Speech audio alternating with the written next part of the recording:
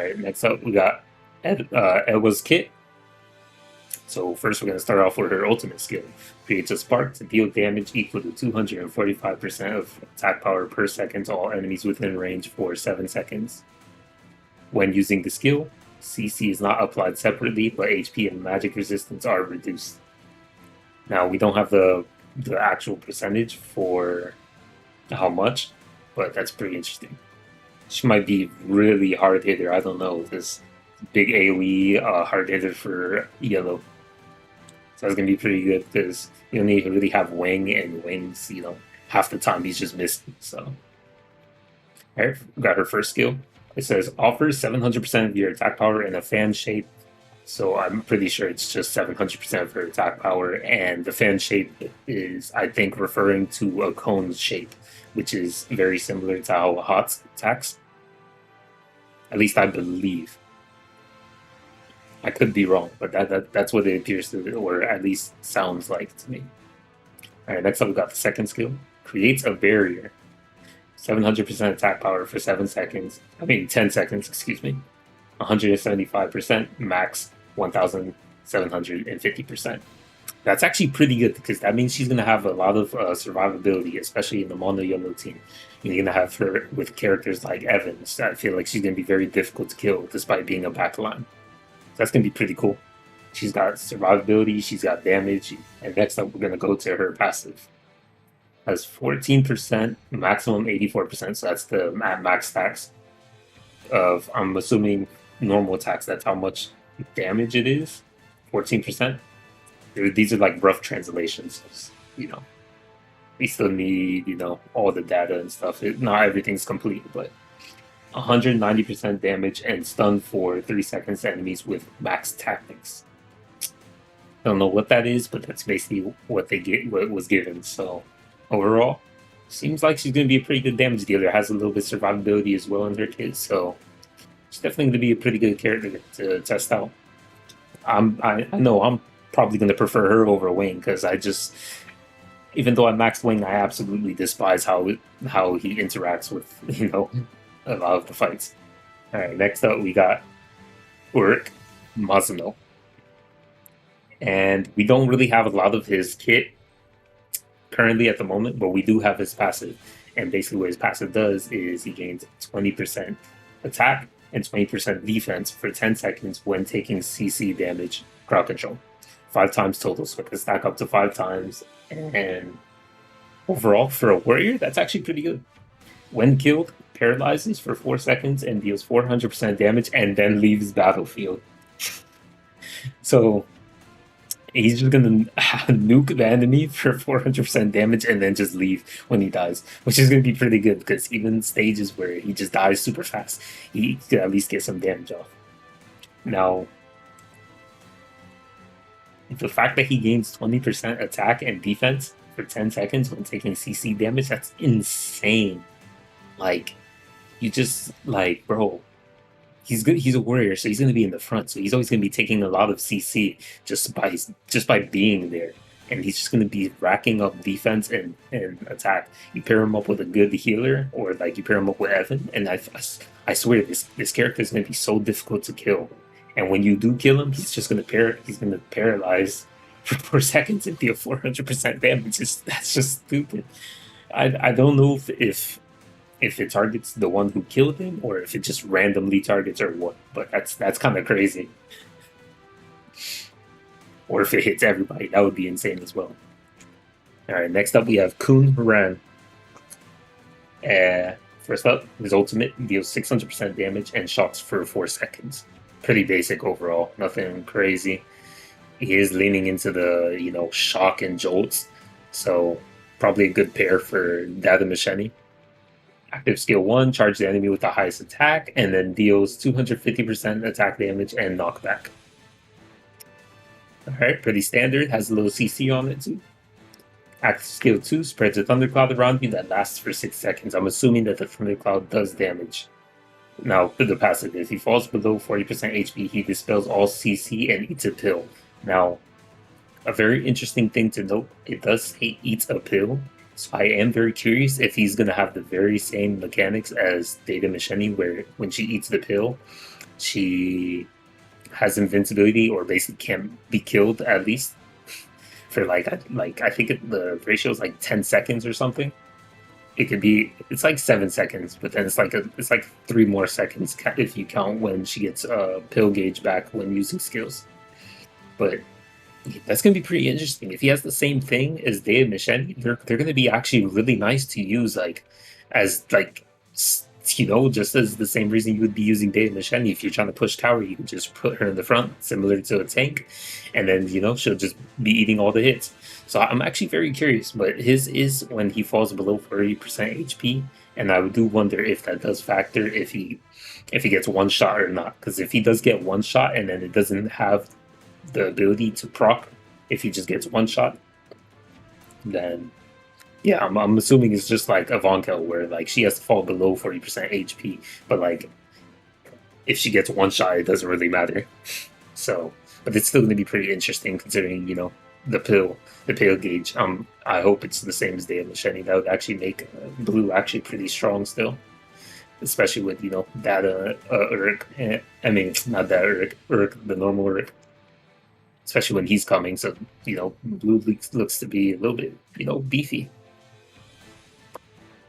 Got a bunch of CC and a bunch of characters that are very relatively hard to kill. So it's pretty cool. But overall, his kit's pretty lackluster aside from his passive. So, and hopefully we get a little bit more stats on his active skill too, so we know what that thundercloud does and how much damage, or if it even does damage. But I'm pretty positive that it inflicts shock and jolt. All right, next up we have Novik. He's going to be the blue tank, so see, he's probably going to have some crazy tanking capabilities as well. Ultimate skill creates a 4-second Aegis field around you and your allies in the field take 30% less damage. So overall, looks pretty good. That's actually kind of nuts. So damage reduction, that's not even like defense up. That's just a straight up damage reduction. And enemies in the field are blocked, and you and your allies deal 154% more damage with basic attacks. So leaning into a lot of the basic attack route, but I mean, we'll have to see. Like blue basic attackers, there's not really many. So active skill 1 attacks an enemy team for 200% damage, prevents them from hitting with basic attacks for 3 seconds. So relatively like a silence. That's actually kind of, well, not a silence, but in a way similar to a silence, but for normal attacks. That's actually pretty good. You'll stop their energy gain. So I kind of want to see how he falls into PvP. Then you have active skill 2. Enemies hit by the boomerang are dealt 200% damage and are silenced for 3 seconds. Well, there you go. There's the silence. So he might actually be insane for high rank arena and other PvP modes. Not so much on like damage rankings, but pretty good. So far as a tank, he's actually pretty good. He has damage reduction, survivability basically. He has silence. So that's actually pretty good for a tank. Now he doesn't have invincibility, but I mean the silence kind of crazy. I'm not even gonna lie. That could keep enemies from killing you a lot quicker too. And you got his passive stacks enemy spirit power to increase your damage reduction by 5% when you use containment. 1 second per stack, up to 4 stacks. Now this is very vague, so I'm not going to put too much detail or comment too much on it because all I can say is 5% damage reduction up to 4 stacks, another 20% damage reduction on top of the ultimate skill. Pretty good. Maybe not so good for like pushing tower because the enemies just scale so high they still one tap you through your damage reduction, but overall pretty good. Next up, got Koon. Got my boy. Got that AoE damage for the ultimate. That's about it. We didn't get too much information on it. Active skill 1, TPs to the furthest enemy, 100% damage, and stun for 7 seconds. So very similar to Endorsi, where she goes to the back line and basically just does damage. But I think he's going to be more useful considering he does stun for 7 seconds. That's major, especially stunning like a DPS. You're like cutting a substantial amount of their damage. In PvP, he's probably going to be crazy as well. Just going to the back line immediately and just stunning them. Your DPS are practically useless. Active skill 2, unleash 10 blades of sword energy that deal 50% leap damage to an enemy. And then 1 sword per stack of Nuptial spell.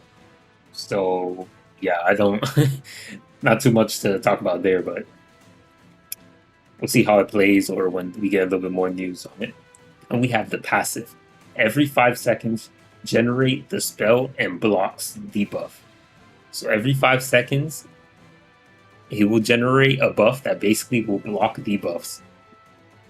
That's kind of crazy. So it's going to be difficult to even debuff a character like this. It's going to be hard to stun them, hard to knock them back. It's going to be hard to do anything. Or is well, I'm not really sure. Is debuff?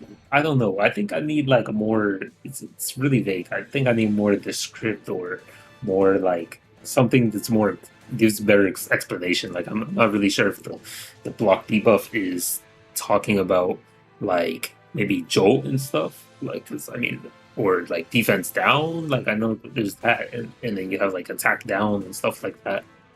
But what about CC? Like I guess maybe they would have said that it was probably CC if that was the case.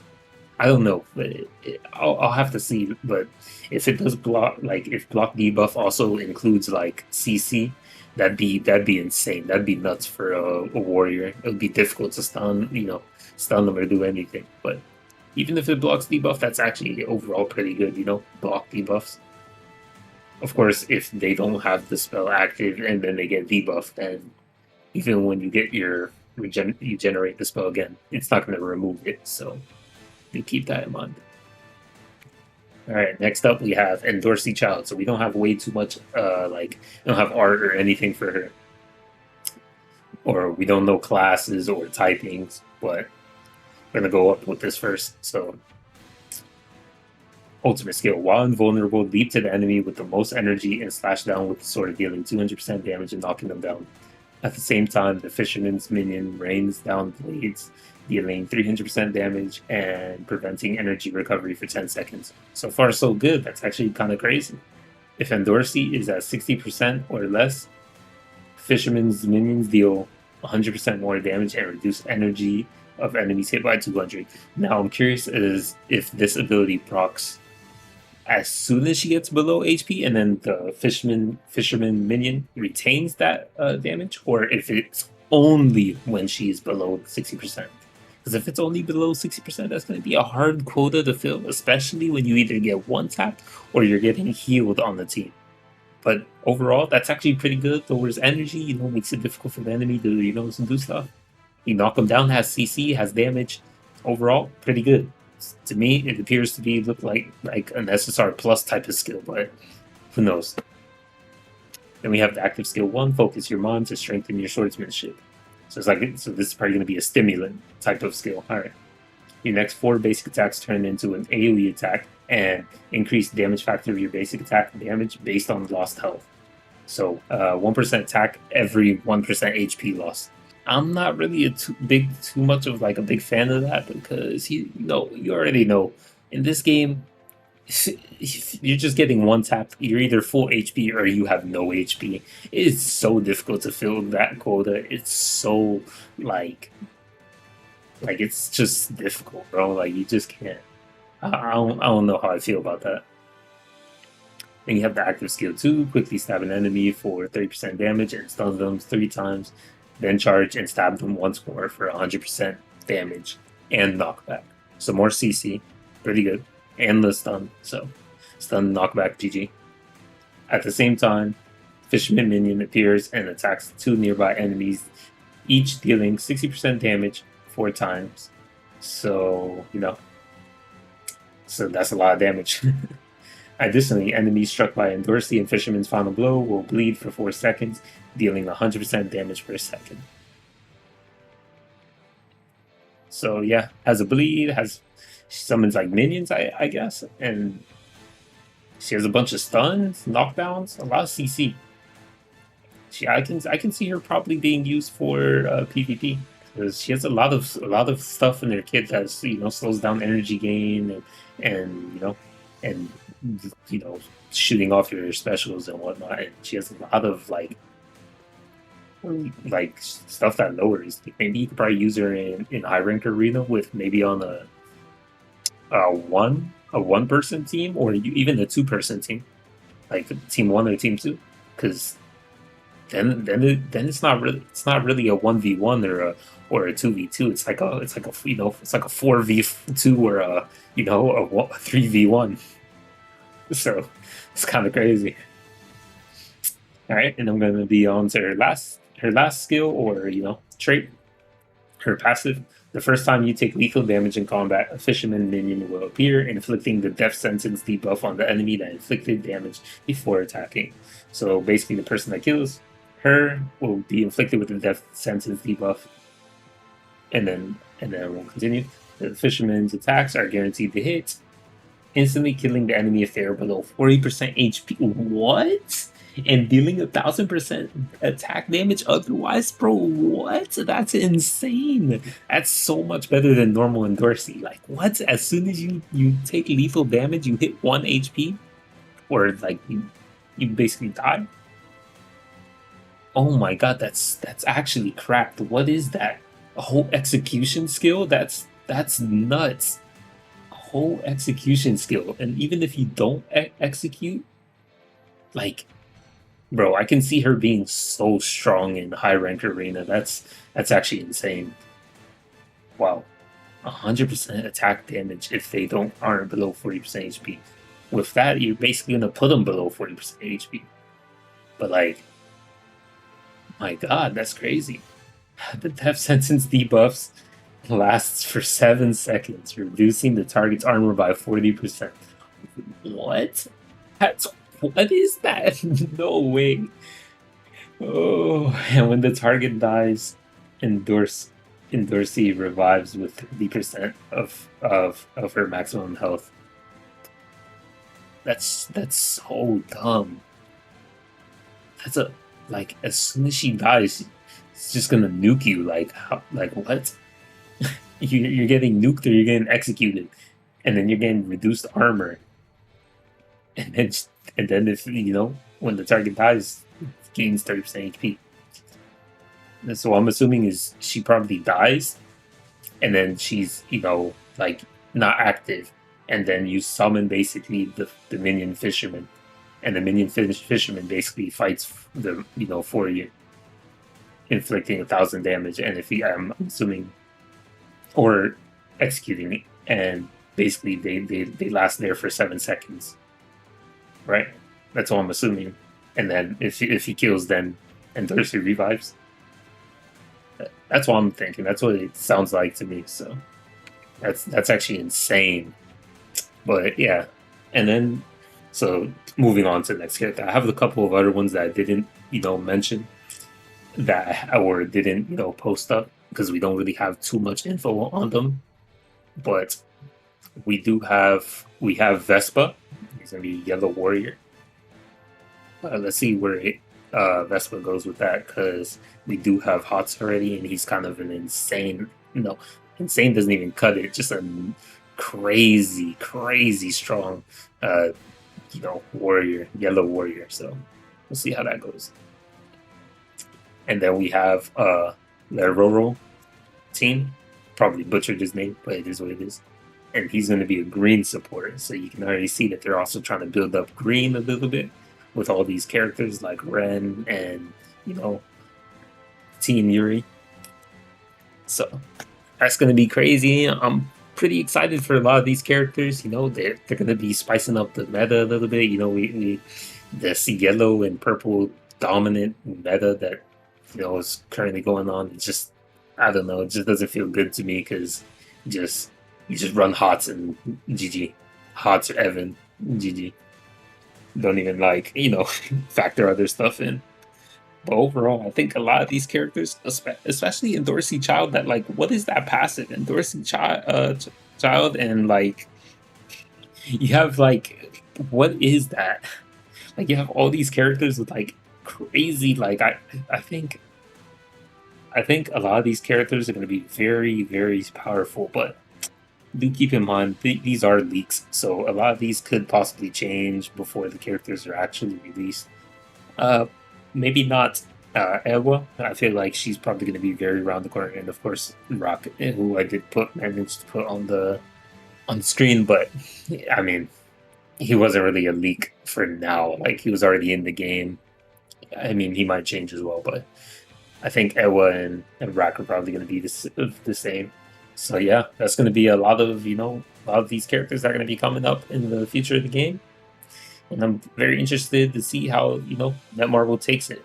But yeah, I think that's going to be about it. And then we'll be coming back with another video probably sometime this week, maybe tomorrow.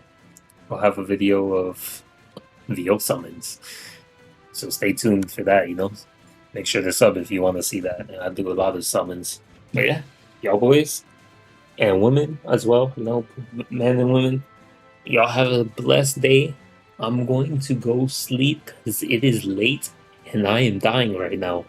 Good night, y'all.